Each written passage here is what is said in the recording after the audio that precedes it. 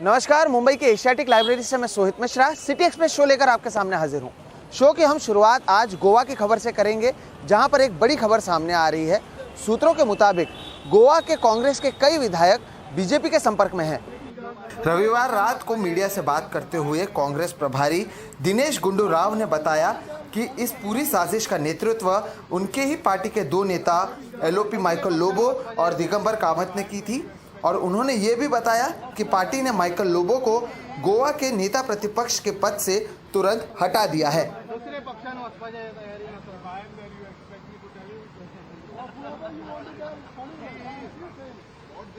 We have brought this to the notice of our High Command and we will be taking action against them. Mr. Michael Lobo is immediately removed from the position of the Congress Legislature Party and a new leader will be elected. There was a conspiracy that was hatched by some of our own leaders, hobnobbing with Bharatiya Janata Party, to see that the Congress Party, which is the principal opposition party, is weakened, and to engineer split and defections from within the Congress. So this conspiracy has been led by two of our own leaders. One is the leader of our legislature party, Mr. Michael Lobo, and the other, our former Chief Minister, Mr. Digambar Kamath. Maharashtra के deputy speaker ने supreme court में अपना जवाब दाखिल किया है। सुनवाई से पहले यह हलफनामा दाखिल किया गया है। बागी विधायकों के खिलाफ अयोग्यता की कार्रवाई को दरअसल डिप्टी स्पीकर ने वैध ठहराया है। उन्होंने कहा कि उन्हें हटाने के लिए नोटिस केवल तभी दिया जाता है जब विधानसभा सत्र में हो।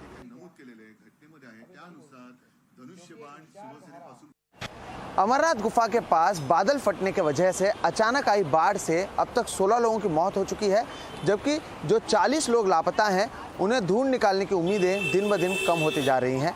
हालांकि सेना, सीआरपीएफ और एनडीआरएफ की ओर से तलाशी अभियान लगातार जारी है।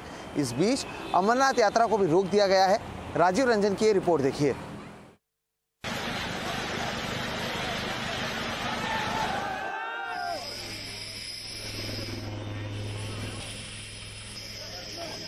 जम्मू कश्मीर में अमरनाथ की गुफा के पास राहत और बचाव का अभियान दिन रात जारी है, लेकिन अब धीरे धीरे किसी श्रद्धालु के जीवित मिलने की उम्मीदें घटती जा रही है। 40 लापता यात्रियों की तलाश के लिए रविवार को भी सेना, बीएसएफ, सीआरपीएफ और एनडीआरएफ के जवान मलबे को छानते रहे। मलबे के नीचे पता करने के लिए ग्राउंड पेनिट्रेटिंग रडार और अन्य उपकरणों का भी इस्तेमाल किया जा रहा है। सारी फोर्सेस जितनी भी हैं, एनडीआरएफ है, एसडीआरएफ है, आर्मी है, सीआरपीएफ है, जेकेपी की माउंटेन रेस्क्यू टीम्स हैं, सब लोग इस समय भी बहुत कोशिश कर रहे हैं वहां पर जो भी मलबा गिरा है, और कोशिश की जा रही है कि उस मलबे में अगर और भी कोई इंजर्ड है या और भी कोई बॉडी है तो हम उसे निकाल पाएं। शुक्रवार 8 जुलाई को शाम करीब 5:30 बजे अमरनाथ गुफा के ऊपर की पहाड़ियों में भारी बारिश की वजह से अमरनाथ गुफा के सामने से गुजरने वाली पहाड़ी नाले में अचानक सैलाब आ गया। इसी नाले के दोनों ओर यात्रियों के टेंट और किचन बने हुए थे। पानी के साथ भारी मात्रा में गाद और चट्टानें इतनी तेजी से बहकर आई कि लोगों को संभलने का मौका ही नहीं मिला। 16 तीर्थयात्रियों की हादसे में मौत हो गई, जबकि 40 यात्री अभी भी लापता बताए जा रहे हैं। एहतियातन अमरनाथ यात्रा पर रविवार को भी रोक लगी रही। जम्मू कश्मीर के उपराज्यपाल मनोज सिन्हा ने वरिष्ठ अधिकारियों के साथ राहत और बचाव के काम के साथ यात्रा के इंतजामों का नए सिरे से जायजा लिया। कुछ बहुत ही प्रिय भक्तजन हमारे बीच नहीं रहे, हम सब उनको श्रद्धा सुमन अर्पित करते हैं। दुखद हादसा रहा, लेकिन प्रशासन पूरी तरह से तत्पर है और वहाँ रेस्क्यू के साथ साथ फिर से यात्रा बहाल हो, इसकी पूरी कोशिश की जा रही है। इस बीच आपदा में लापता हुए लोगों के परिजनों का बुरा हाल है। जो उस शाम बच गए वो उस हादसे को याद कर सिहर उठते हैं। वहाँ जो मंजर था बहुत ही डेंजर था। वहाँ पानी और पत्थर एक साथ बह रहे थे और जो हमारे यहाँ के कश्मीरी भाई हैं उनके टेंट भी काफ़ी ज़्यादा उनको भी लॉस हुआ। ठीक है, वो जो यहाँ पे और यात्री थे वगैरह उनके फ़ोन और बैग सब कुछ वहाँ पे लॉस हो गया उन लोगों का। हम लोग का कल दर्शन हो गया और हम जैसे ही निकल रहे थे तो वहाँ पर वो हो गया इंसिडेंट। फिर हमको वहीं पर टेंट में रहना पड़ा। फिर सुबह में इन लोगों के हेल्प से हम लोग अभी यहाँ तक आ गए। इस पूरे हादसे ने एक बार फिर नदी नालों के तटों को लेकर प्रशासन की लापरवाही को सामने ला दिया है। अमरनाथ में ये लापरवाही बहुत भारी पड़ी है, जहां सैकड़ों यात्रियों के कैंप पहाड़ी नाले के ठीक किनारे ही लगा दिए गए। 2013 का केदारनाथ हादसा भी कुछ ऐसी ही लापरवाहियों का नतीजा था, लेकिन लगता नहीं है कि प्रशासन और सरकारें ऐसे हादसों से कोई सबक लेती है।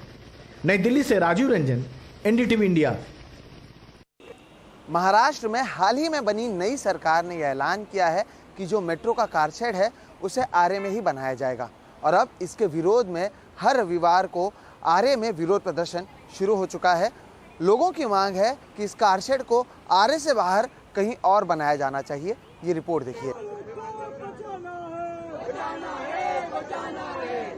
महाराष्ट्र की नई सरकार की ओर से आरे के जंगल में ही मेट्रो कारशेड बनाने के ऐलान के बाद एक बार फिर विरोध प्रदर्शन तेज हो गया है। 2018-19 की ही तरह अब 2022 में भी लोग हर रविवार को आरे में विरोध के लिए जुट रहे हैं। उनकी मांग है कि कारशेड को आरे के बजाय कहीं और बनाया जाए ताकि इसका असर पर्यावरण पर ना पड़े। बट जहाँ तक हमारा प्रोटेस्ट कंसर्न है, हम लोग हर संडे आते रहे हैं पहले भी और अभी भी हम लोग हर संडे आते रहेंगे, क्योंकि इसमें ऑल्टरनेटिव्स है।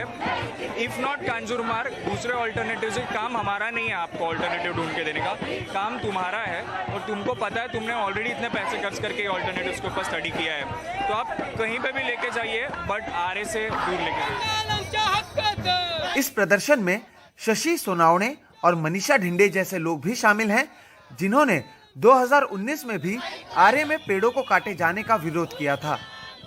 तब उन सहित कुल 29 लोगों को गिरफ्तार किया गया था। गिरफ्तारी की वजह से मनीषा ढिंडे परीक्षा नहीं दे पाई थी और उन्हें 1 साल की पढ़ाई का नुकसान उठाना पड़ा। शशि समेत कई अन्य लोग भी काफी परेशान हुए। उसके बावजूद ये सभी लोग फिर आरे बचाने की मुहिम में जुड़ गए हैं। जिस जंगल को बचाने के लिए हम लोग अरेस्ट हुए थे, उसी जंगल को अभी अगर ये ईडी सरकार फिर से अगर तोड़ना चाहती है तो हम उस जंगल को बचाने के लिए दोबारा जेल में जाने के लिए तैयार हैं। जंगल के साथ साथ जो आदिवासी रह रहे हैं उनको भी इम्पैक्ट करेगा और ये आरे जंगल है, हमको बचाना है और लास्ट के दम तक यह आरे जंगल और आदिवासी को यहाँ पे बचाना है। रविवार को हुए इस प्रदर्शन में शिवसेना नेता आदित्य ठाकरे भी शामिल हुए।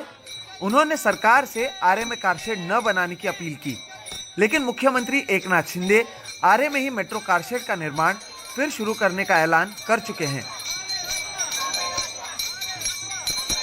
ये हमारे देश की जो जान है, जंगल फॉरेस्ट, उसके लिए लड़ाई है। जब हम सरकार में थे, जब महाविकास आघाड़ी की सरकार थी, तो इसी आरे में हमने 808 एकड़ इसे फॉरेस्ट करके घोषित किया, जंगल करके घोषित किया। जो हमारे आदिवासी बांधव हैं उनके भी जो सारे यहाँ रहने की जगह है उसे भी हमने प्रोटेक्ट किए थे। और अगर आप देखिए जो रास्ते हैं उसे जब कंक्रीटाइजेशन हम कर रहे थे, एक भी पेड़ तोड़ा नहीं है। और कारशेड के लिए तो हर रात को तो कारशेड में जाती नहीं गाड़ी, 3-4 महीने में एक बार मेंटेनेंस के लिए जाती है। तो आरे के जो कारशेड है अगर कांजुरमार्ग लेके गए तो लोगों की भी बचत होगी, पैसे की बचत होगी और इस जंगल भी बचाया जाएगा। मैंने पहले ही कहा कि जितने भी प्रोजेक्ट रुके पड़े हैं, प्रोजेक्ट जितने डिले होते हैं उतने कॉस्ट बढ़ती है उसकी और लोगों को उसका कुछ फ़ायदा नहीं। तो इसलिए जितने प्रोजेक्ट जो प्रलंबित है उसको हम लोग आगे बढ़ाने की कोशिश करेंगे, बढ़ाएंगे और लोगों को जल्द से जल्द ये सब प्रोजेक्ट है उसका फ़ायदा उनको मिले, ऐसा काम हम लोग करेंगे। सरकार की जिम्मेदारी यही है। 2019 में मेरे पीछे मौजूद इसी जगह पर पेड़ों को काटा गया था, जिसके बाद रात भर विरोध प्रदर्शन हुआ और बाद में 29 लोग गिरफ्तार भी किए गए थे। बाद में सरकार बदली, आरे को जंगल घोषित किया गया, लेकिन इन बैरिकेड्स को नहीं हटाया गया और अब सरकार एक बार फिर से बदली है और यहीं पर कारशेड बनाने की बात की जा रही है। मौजूदा सरकार पर तो सबसे ज़्यादा सवाल उठ ही रहे हैं, लेकिन इसके साथ ही महाविकास आघाड़ी सरकार पर भी सवाल उठ रहे हैं कि क्या आर्य को बचाने के लिए जितना काम उन्हें करना चाहिए था उतना उन्होंने किया या नहीं। मुंबई से कैमरा पर्सन राजेंद्र दयालकर के साथ सोहित मिश्रा, एनडीटीवी इंडिया। सिद्धू मूसेवाला हत्याकांड मामले में एक बड़ी जानकारी सामने आई है। जांच एजेंसियों को पता चला है कि इस हत्याकांड का एक मुख्य मास्टरमाइंड गोल्डी बरार कनाडा में अंडरग्राउंड हो चुका है और उसकी जगह पर एक डमी गोल्डी बरार कामकाज संभाल रहा है। मुकेश सिंह सेंगर की रिपोर्ट देखिए। सिद्धू मूसेवाला हत्याकांड की साजिश में शामिल एक खास नाम है गोल्डी बरार, जो कनाडा से गैंग ऑपरेट करता है। जांच एजेंसियां उसकी तलाश में हैं, लेकिन पता चला है कि वो कनाडा में अंडरग्राउंड हो गया है। 29 मई को सिद्धू मूसेवाला की हत्या के 15 दिन बाद से ही वो गायब है। जानकार इसकी 2 वजह बता रहे हैं। पहला, गोल्डी को डर है कि कहीं विरोधी गैंग उसे मार न दे, और दूसरा कि कहीं कनाडा में सुरक्षा एजेंसियां उस तक न पहुंच जाएं। हालात ये हैं कि गोल्डी बरार से मिलती जुलती शक्ल वाले लोगों या गोल्डी नाम के लोगों को विदेश में पीटा जा रहा है। कनाडा में ऐसी कुछ घटनाएं हुई हैं। सूत्रों के मुताबिक गोल्डी बरार ने अपने सभी मोबाइल नंबर बंद कर दिए हैं। अब दुबई और कनाडा में उसका काम डमी गोल्डी बरार संभाल रहे हैं, जो गोल्डी की आवाज में ही गैंग के लोगों से बात करते हैं। गोल्डी बरार के खिलाफ पहले ही इंटरपोल से रेड कॉर्नर नोटिस जारी हो चुका है। अब हर तरफ से उसकी मुश्किलें बढ़ रही हैं। हालांकि जांच एजेंसियों का उस तक पहुंचना आसान नहीं है। नई दिल्ली से कैमरामैन अशोक महाले के साथ मैं मुकेश सिंह, एनडीटीवी इंडिया। उदयपुर में कन्हैयालाल की बेरहमी से हत्या की जांच एनआईए कर रही है। एनआईए ने कल 7वें आरोपी फरहाद मोहम्मद शेख को गिरफ्तार किया है। फरहाद मोहम्मद मुख्य आरोपी रियाज का करीबी है। कन्हैयालाल की 29 जून को उनके दुकान पर हत्या कर दी गई थी।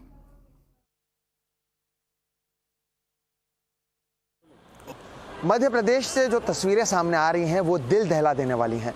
मध्य प्रदेश के मुरैना में एक 8 साल का मासूम अपनी गोद में अपने 2 साल के भाई के शव को लेकर सड़क किनारे बैठा रहा। उसके पिता सस्ते वाहन का इंतज़ाम करने की कोशिश करते रहे। बाद में जब हंगामा हुआ तब उन्हें एम्बुलेंस दिया गया। आपको बता दें कि इस गरीब शख्स ने जब अस्पताल के कर्मचारियों से अपने 2 साल के बेटे के शव को घर ले जाने के लिए एम्बुलेंस की मांग की तो कर्मचारियों ने टका से जवाब देते हुए कह दिया कि यहाँ कोई शव वाहन नहीं है, बाहर से इंतज़ाम कर लो, जिसके लिए इस शख्स की जेब में पैसे नहीं थे। लिहाजा वो अपने 8 साल के बेटे के पास अपने 2 साल के मृत बेटे का शव रखकर देर तक सस्ता वाहन तलाशता रहा। जिसकी खबर कोतवाली थानेदार को लगी तो उन्होंने शव वाहन के इंतजाम करने में मदद की।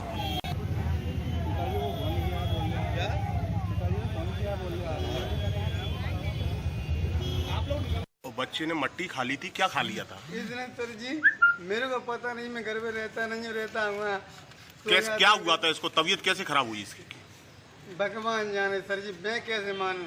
फिर आप अस्पताल लेके आए, क्या डॉक्टरों ने क्या कह दिया? नहीं, एक मेरे यहाँ के डॉक्टर है मटिया, उसको सब लोग ऐसे बोलते हैं कि बहुत बढ़िया है, तो उसने बोला था मेरे यहाँ पर रख दो ठुंडी पे, वो क्या बोलते हैं वो हींग है, हींग तो इन मैंने पिला दिया था और हींग में रख दिया था। उसके बाद में सर जी कल सुबह से टोल किया था ना, पैसा पूरी रात पापा पापा पापा।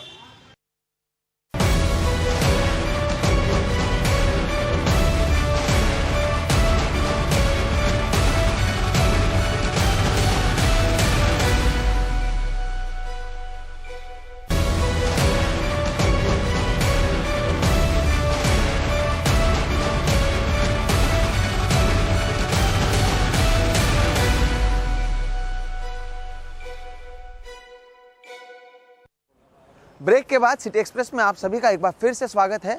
आज देश समेत दुनिया भर में बकरी ईद के त्यौहार को मनाया गया। इस मुबारक मौके पर बड़ी संख्या में मुस्लिम समुदाय के लोगों ने मस्जिदों में नमाज अदा की। दिल्ली की जामा मस्जिद, फतेहपुरी मस्जिद समेत कई मस्जिदों में सुबह से ही नमाजियों की भीड़ रही। लोग एक दूसरे को गले लगाकर ईद की बधाई दे रहे हैं। प्रधानमंत्री नरेंद्र मोदी ने भी लोगों को ईद की बधाई दी है। प्रधानमंत्री ने ट्वीट कर लिखा कि ईद मुबारक, ईद उल अजहा की बधाई। ये त्यौहार हमें मानव जाति की भलाई के लिए सामूहिक कल्याण और समृद्धि की भावना को आगे बढ़ाने की दिशा में काम करने के लिए प्रेरित करे। राष्ट्रपति रामनाथ कोविंद ने भी ट्वीट कर लोगों को ईद की बधाई दी। उन्होंने लिखा कि ईद उल जुहा के अवसर पर सभी देशवासियों, विशेषकर हमारे मुस्लिम भाइयों बहनों को मुबारकबाद। ईद उल जुहा का त्यौहार बलिदान और मानव सेवा का प्रतीक है।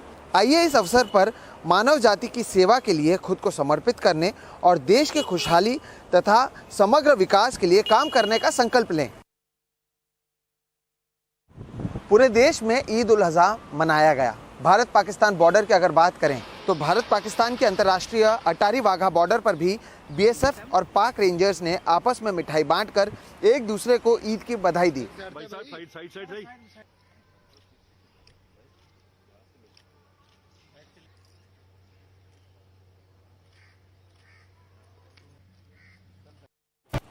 तो वहीं सिटी एक्सप्रेस में आज फिलहाल इतना ही। आप मुझे, मेरे वीडियो जर्नलिस्ट राजेंद्र दयालकर और हमारी पूरी टीम को दीजिए इजाजत। देश और दुनिया की बाकी खबरों के लिए आप देखते रहिए सिर्फ एनडीटीवी इंडिया। नमस्कार।